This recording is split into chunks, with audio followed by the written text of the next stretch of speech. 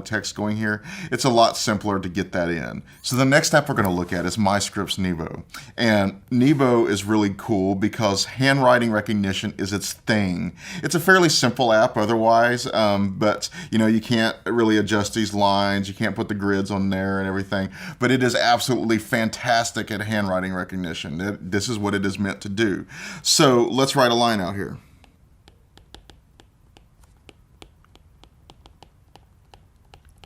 So I wrote the sentence, this is a video about apps. And I don't know if you can see it, but it came out perfectly in text as I was writing it. And so there's none of this circling it and everything else. It does it immediately, and it does it very well. The problem is, again, you're really stuck in this one structure. But if you're just interested in getting your, translating your thoughts from handwriting into actual text without doing a lot of, retyping or something like that, this is a good app for doing it.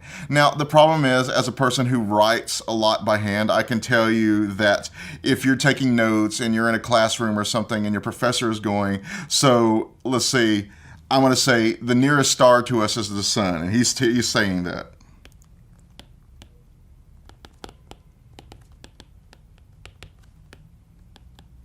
That's me being, I can actually read that, but it came out, the nearest start to co-ed, he 8MA. So that gives you an idea. If you're really rushing to write something down, maybe you have better handwriting than I do, it's gonna, you're not gonna have an easy as a time. And I should say, this works best with a print-based handwriting system as opposed to cursive or something. So let's write my name.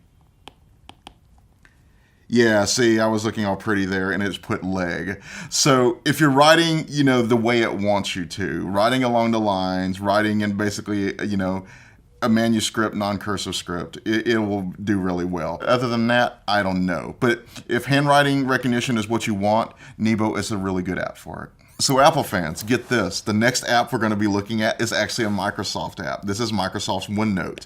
Now, there's a good chance that you've actually used OneNote before. It's a very robust app, especially if you're taking text and everything like that. You can insert photos, you can insert tables, files. But since we're working with the Apple Pencil, this is what we're going to be focusing on, the drawing section.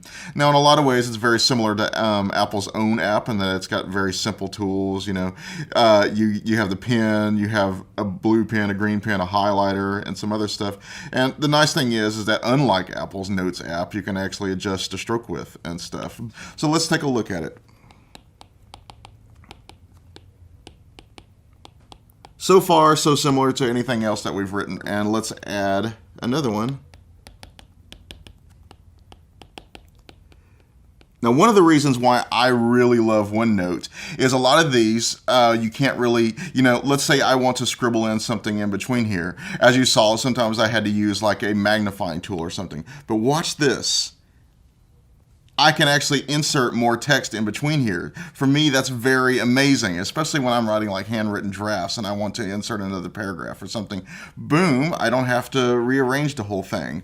And another really amazing thing, especially if you're using this for like a corporate group or something, is that you can actually add people to, you can invite people to collaborate on this notebook with you. And if you think this is a small space, so let's add a little blue here. Check this out. It gives you a massive range. This is a massive board to work with. So this little bit that we were working out of here, the opening page, that's right here. This is the whole screen that you have to work with. So if you're trying to use mind mapping with your colleagues or something like that, this is a good way to map it all out. Unfortunately, this means that you can't easily export it to PDF like you can with some of these other apps. But for the chance to collaborate and having a nice, easy place where your notes are stored in the cloud, available anywhere you want them to be, it's an excellent app.